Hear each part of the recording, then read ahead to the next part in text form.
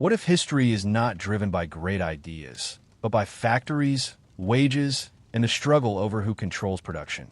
Friedrich Engels began life as the son of a wealthy industrialist. Yet he would become one of the sharpest critics of the system that made his family rich. Walking through the factories of Manchester, he asked a question that still unsettles philosophers today. Do our beliefs shape society, or does society shape our beliefs? To understand Engels is to step into the origins of historical materialism, class struggle, and one of the most influential philosophical frameworks of the modern world. Friedrich Engels was born on November 28, 1820, in Barmen, a growing industrial town in the Rhineland region of Prussia, into a world that was changing faster than most people yet understood. The Industrial Revolution was spreading across Europe, reshaping cities, economies, and social structures. Smoke rose from factory chimneys, rivers powered textile mills, and rural populations migrated toward urban centers in search of wages. Engels was born not into poverty, but into the class that benefited from this transformation. His father was a prosperous textile manufacturer, deeply religious and politically conservative, who expected his son to continue the family business and uphold traditional Protestant values. From childhood, Engels was surrounded by discipline, order, and commercial ambition. Yet outside the comfortable home of the Engels family stood the early signs of industrial inequality that would later define his intellectual rebellion. As a boy, Engels received a strong education in languages and classical literature. He showed early talent for writing and absorbed poetry, philosophy, and history with unusual enthusiasm. But his intellectual curiosity soon moved beyond what his teachers encouraged. The Germany of his youth was intellectually alive, filled with debate about philosophy, religion, and politics. The ideas of George Wilhelm Friedrich Hegel were circulating widely, presenting history as a dynamic process shaped by conflict and development rather than static tradition. Though Engels was still young, he encountered this intellectual atmosphere and began to question the rigid religious doctrines taught at home. His father, concerned about excessive philosophical influence, removed him from formal schooling before university and placed him directly into commercial training. At 17, Engels was sent to Bremen to learn trade and business practice. This decision was meant to ground him in practical responsibility, but it had an unexpected effect. Instead of suppressing his intellectual development, it forced him to observe the economic world from inside. He learned bookkeeping, accounting, negotiation, and the realities of profit margins. He understood how factories operated, how goods were distributed, and how competition shaped industrial decisions. These were lessons many later critics of capitalism would never fully grasp firsthand. During his time in Bremen, Engels continued reading secretly and writing articles under pseudonyms. He explored philosophy, especially the works of the young Hegelians, a radical group of thinkers who challenged religious orthodoxy and political authority. They argued that history evolved through contradictions and that human freedom required breaking from outdated institutions. Engels found their energy compelling. He began to move intellectually away from his family's conservative faith and toward a more critical worldview. In 1841, he volunteered for military service in Berlin, partly to broaden his experience. There he attended university lectures unofficially and immersed himself more deeply in philosophy. Berlin at the time was a center of intellectual tension, where debates about religion, state power, and social reform were intense. Engels absorbed these discussions eagerly. He wrote essays criticizing traditional religion and questioning political authority, sharpening a voice that was becoming increasingly radical. The most decisive transformation in his early life came when he was sent to Manchester, England, in 1842 to work at Erman and Engels, the textile firm partly owned by his father. Manchester was not merely another industrial city. It was one of the most advanced centers of mechanized production in the world. Cotton mills operated with relentless efficiency. Workers labored long shifts in dangerous conditions. Entire neighborhoods were packed with families living in overcrowded housing without sanitation. The contrast between industrial wealth and working-class misery was visible on every street. Unlike many industrialists who remained distant from laborers' lives, Engels explored the working-class districts personally. He walked through narrow alleys thick with smoke and waste. He observed children employed in factories and families struggling to survive on unstable wages. Through his relationship with Mary Burns, an Irish working-class woman who became his companion, he gained direct access to communities often hidden from middle-class observers. Mary introduced him to local workers and showed him conditions that official reports often softened or ignored. The experience was transformative. Engels realized that industrial capitalism was not simply a system of production, but a structure that shaped every aspect of life. Housing, health, education, family relationships, and political power were all influenced by economic organization. The factory was not isolated from society, it defined society. He began documenting what he saw carefully, gathering statistics, and studying parliamentary reports to support his observations. The result was his first major book, The Condition of the Working Class in England, completed in 1844. In this work, Engels combined empirical evidence with moral intensity. He described polluted rivers, factory injuries, disease outbreaks, and the psychological strain of repetitive labor. But more importantly, he argued that these conditions were not accidental. They were the logical outcome of a system built on competition and profit maximization. Employers sought efficiency and reduced costs, which meant lower wages and longer hours for workers. As industrial expansion accelerated, inequality widened. Around the same period, Engels reconnected with Karl Marx in Paris. Though they had met briefly before, their 1844 meeting marked the beginning of a lifelong intellectual partnership. Both men had been influenced by German philosophy, and both were dissatisfied with purely abstract critique. They wanted to analyze society materially, to understand how economic structures shape political and cultural life. Their conversations were intense and immediate. They found in each other not only agreement, but intellectual reinforcement. Each sharpened the other's thinking. Engels brought something crucial to this partnership: first-hand industrial experience and financial stability. While Marx struggled with poverty and academic exclusion, Engels possessed practical knowledge of capitalism's internal mechanisms and income from the family business. This unusual position, both insider and critic, allowed Engels to contribute insight grounded in observation rather than theory alone. By the mid-1840s, Engels had moved decisively from philosophical speculation toward revolutionary analysis. He no longer viewed industrial society as merely flawed, but as historically transitional. Capitalism, in his emerging view, contained internal contradictions that would eventually produce social upheaval. The tension between owners and workers was not temporary, it was structural. At this point in his life, Friedrich Engels stood at a crossroads between privilege and rebellion. Born into wealth, educated within tradition, and trained for business leadership, he had chosen instead to align intellectually with the working class he observed suffering under industrial expansion. His journey from factory owner's son to radical critic was not sudden but gradual, shaped by experience, study, and direct confrontation with inequality. The foundation of his later revolutionary theory had now been laid.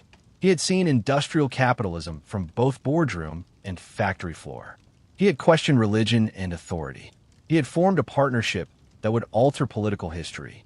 The next stage of his life would move from observation to open political engagement as Europe itself entered an era of revolution. By the mid-1840s, Friedrich Engels was no longer simply an observer of industrial society, but an active participant in a growing revolutionary movement that stretched across Europe. The partnership he formed with Karl Marx deepened rapidly after their reunion in Paris in 1844. Their conversations moved beyond shared frustration with capitalism and toward constructing a systematic explanation of history itself. Both men believed earlier socialist thinkers had identified real suffering but lacked a scientific foundation. Engels, drawing from his industrial experience in Manchester, insisted that any serious theory must begin with material conditions rather than abstract moral ideals. Together, they began developing what would later be called historical materialism, the idea that the economic structure of society forms the base upon which political institutions, legal systems, religion, and culture are built. In their view, history does not primarily move forward because of heroic individuals or divine intervention. It advances through struggles between social classes whose positions are determined by how production is organized. Feudal lords and serfs gave way to bourgeois industrialists and wage laborers. Each economic stage carried internal tensions that would eventually produce transformation. In 1845, political pressure forced Marx to leave France, and Engels joined him in Brussels. There they continued refining their ideas, writing dense manuscripts that criticized existing German philosophy for remaining trapped in abstract thought detached from real social relations. Engels contributed significantly to these critiques, helping shift the focus from philosophical speculation to economic analysis. They argued that human consciousness does not shape material life independently. Rather, material life shapes consciousness. People think according to the conditions in which they work and live. During this period, Engels also sharpened his understanding of political organization.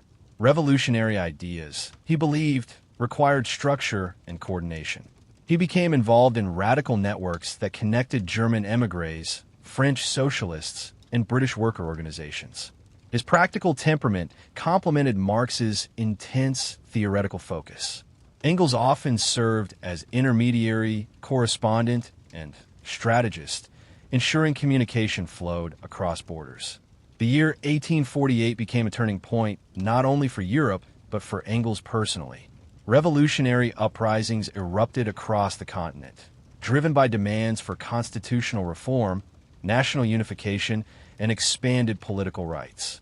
Amid this turbulence, Marx and Engels published the Communist Manifesto.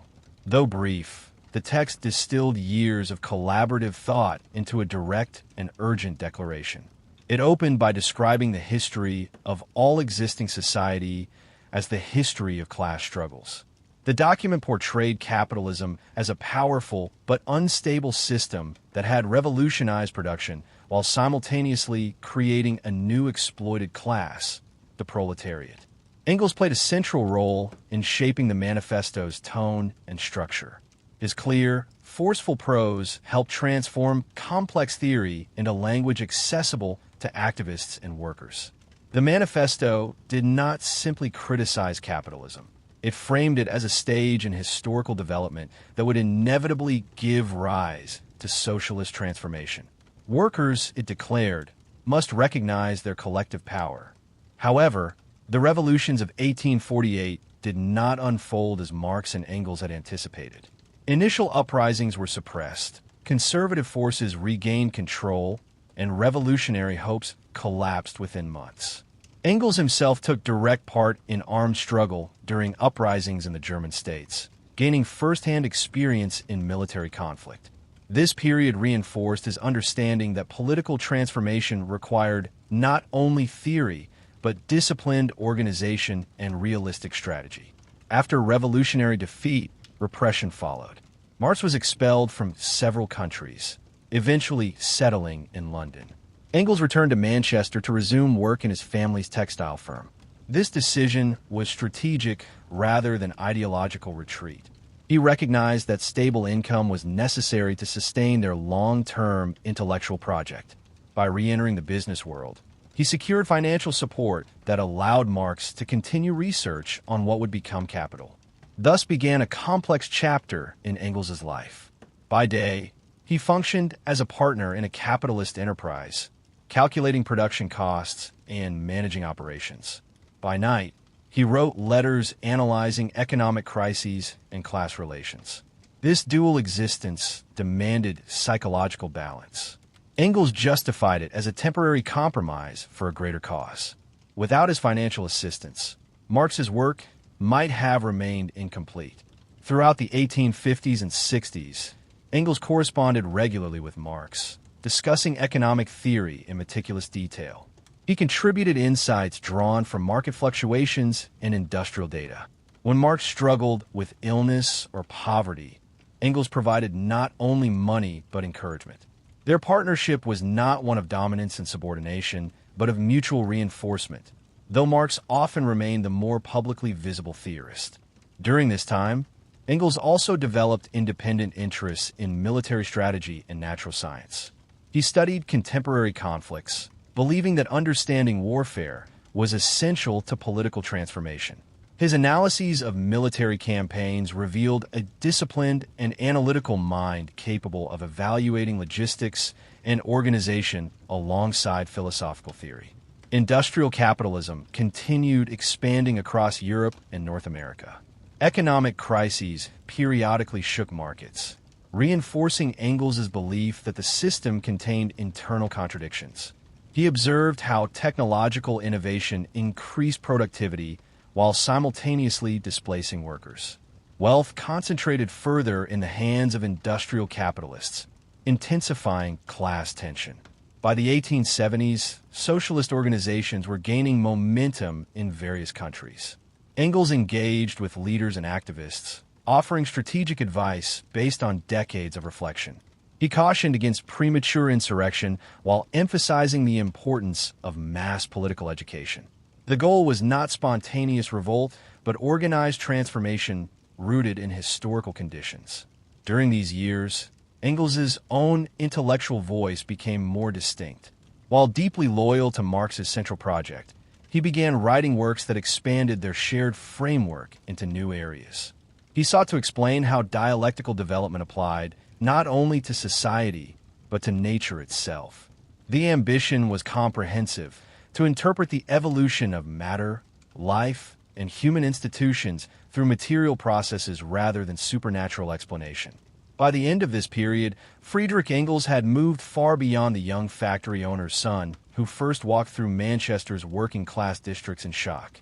He had become an experienced revolutionary thinker, strategist, and collaborator in a theory that aimed to reinterpret all of human history. The foundations of his mature influence were now firmly in place, and the coming decades would test his ability to carry that intellectual legacy forward in a rapidly changing world. As the decades progressed into the later 19th century, Friedrich Engels gradually transitioned from being primarily a collaborator and supporter of Karl Marx to becoming one of the leading interpreters and defenders of their shared body of thought. The industrial world they had analyzed in the 1840s had grown larger and more complex. Railways stretched across continents, factories multiplied, and global trade intensified. At the same time, workers' movements expanded, forming trade unions and socialist parties that began demanding political representation. Engels watched these developments closely, convinced that the tensions they had described were becoming increasingly visible. Throughout the 1870s, Engels remained in Manchester, continuing his role in the family business while maintaining constant intellectual exchange with Marx in London. Their letters during this period reveal how deeply Engels engaged with economic theory. He debated points of value, surplus labor, and crisis, offering clarifications and counterarguments. Engels was not a passive assistant, but an equal partner in shaping what would become the mature form of Marxist analysis.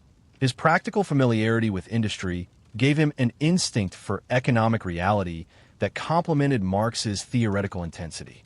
When Marx published the first volume of Capital in 1867, Engels played a crucial role in reviewing drafts, correcting proofs, and promoting the work among socialist circles. He recognized immediately that the book would not be widely understood without explanation. Its dense analysis of commodity production, labor value, and capital accumulation required interpretation for broader audiences. Engels began preparing himself for that task, knowing that intellectual movements survive only if their ideas are made accessible beyond academic circles. In 1869, Engels was finally able to withdraw from active management of the Manchester factory after selling his share of the business. Financial independence allowed him to relocate to London, where he lived near Marx and devoted himself fully to political and theoretical work. This transition marked a significant personal liberation. For decades, he had balanced commercial responsibility with revolutionary conviction.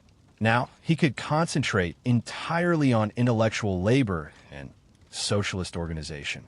The political landscape was shifting rapidly. The International Workingmen's Association, often called the First International, sought to unite socialist, anarchist, and labor groups across Europe. Engels participated in internal debates about strategy and organization. He emphasized disciplined coordination and theoretical clarity, believing that loosely connected movements would collapse under pressure. Conflicts with anarchist factions, particularly those influenced by Mikhail Bakunin, revealed tensions over the role of authority within revolutionary movements themselves. Engels argued that some degree of centralized organization was necessary for effective political action. In his own writings during this period, Engels expanded the scope of materialist analysis. One of his major works, Anti-Düring, was written as a response to a German philosopher whose ideas were gaining popularity within socialist circles. In addressing Düring's claims, Engels took the opportunity to present a systematic summary of Marxist theory, covering philosophy, political economy, and socialism. Portions of this work were later published separately under the title Socialism, Utopian and Scientific. In it, Engels distinguished between early socialist thinkers who proposed ideal communities based on moral vision and what he considered scientific socialism grounded in historical analysis. Engels argued that socialism was not simply a desirable ethical choice, but the outcome of economic development. Capitalism, by concentrating workers in large industries and increasing productivity, created the very class capable of transforming society. The role of theory was to clarify this process, not to impose artificial blueprints upon it. This emphasis on scientific analysis rather than moral appeal became one of the defining features of Marxist thought. He also ventured into anthropology and family history with the origin of the family, private property, and the state. Drawing on contemporary research into early societies, Engels proposed that family structures evolved alongside property relations. He suggested that the rise of private property led to patriarchal family systems designed to secure inheritance. While later scholars would debate aspects of his conclusions, the work demonstrated his ambition to apply materialist principles to all social institutions, not only factories and markets. Perhaps the most decisive turning point of this period came in 1883 when Karl Marx died. The loss was personal and intellectual. For nearly 40 years, their lives have been intertwined through collaboration, correspondence, and shared struggle. Engels immediately recognized the magnitude of responsibility that now rested on him. Marx had left behind extensive manuscripts for the remaining volumes of Capital, but they were unfinished, filled with notes, drafts, and incomplete arguments. Engels dedicated the next decade of his life to editing and publishing these materials. The task required not only loyalty, but deep understanding of Marx's intentions. He had to decipher handwriting, organize fragments, and ensure conceptual consistency. The second volume of Capital appeared in 1885, and the third in 1894, both prepared by Engels for Marx's papers. Without his effort, the central theoretical framework of Marxism might have remained incomplete. As the elder figure of the socialist movement, Engels corresponded with leaders of emerging socialist parties in Germany, France, and Russia. He advised caution where he saw impatience and encouraged organization where he saw fragmentation. Industrial capitalism had not collapsed as quickly as early revolutionaries hoped, and Engels acknowledged that transformation might require longer preparation than anticipated. His tone in later years often reflected strategic realism rather than youthful urgency. Despite advancing age, Engels remained intellectually active. He continued refining philosophical arguments about dialectics, the method of analyzing change through contradiction and development. He sought to demonstrate that this approach applied not only to society, but to natural processes as well. Though some of these later writings were incomplete, they reveal his determination to construct a comprehensive worldview grounded in materialism. By this stage of his life, Friedrich Engels had evolved from rebellious industrialist son to revolutionary thinker, organizer, and guardian of a vast theoretical system. He had navigated exile, political defeat, renewed organization, and personal loss. His influence within the socialist movement was now immense. Yet the final chapter of his life would determine how that influence would shape the future of global politics and intellectual history. In the final decade of Friedrich Engels' life, he stood as the last living architect of a theory that was rapidly spreading far beyond the small revolutionary circles in which it had first been formed. After Karl Marx's death in 1883, Engels understood with complete clarity that he was no longer simply a collaborator. He was now the principal interpreter, editor, and public defender of their shared intellectual legacy. The responsibility was enormous. Marx had left behind unfinished manuscripts, complex drafts, and thousands of pages of notes for the remaining volumes of Capital. Without careful organization, much of that work risked remaining inaccessible or misunderstood. Engels approached this task with discipline and loyalty. He spent years reviewing Marx's handwriting, clarifying arguments, and preparing the second and third volumes of Capital for publication. This was not mechanical editing. It required deep comprehension of the theoretical structure underlying the work. Engels had to preserve Marx's voice while ensuring coherence and continuity. When Volume 2 appeared in 1885 and Volume 3 in 1894, it was largely because of Engels' sustained effort.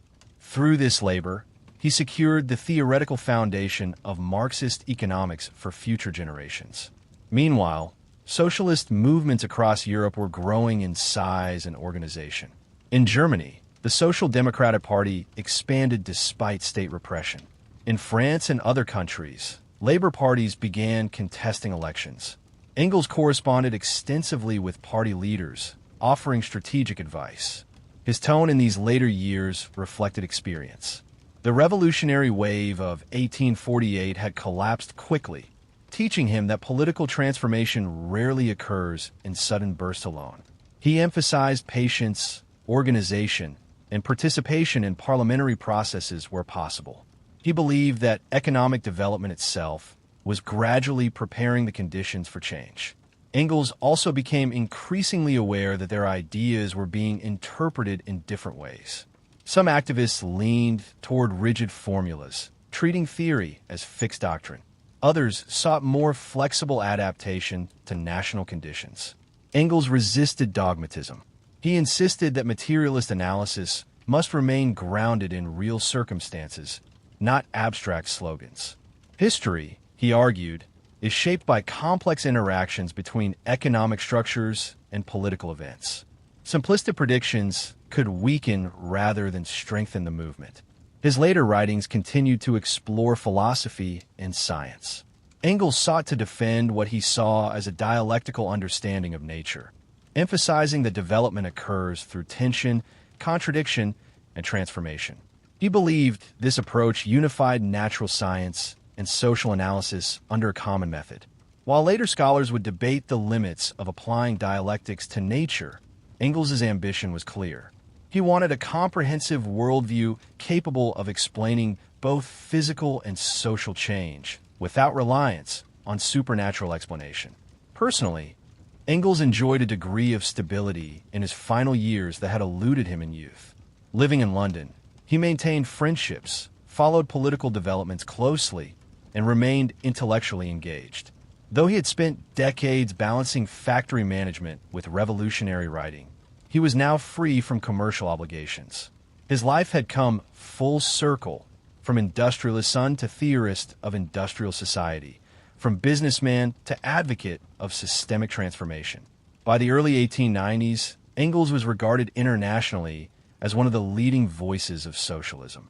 Younger activists looked to him for guidance. Yet he did not present himself as a prophet. He repeatedly emphasized that historical development could not be forced beyond its material conditions.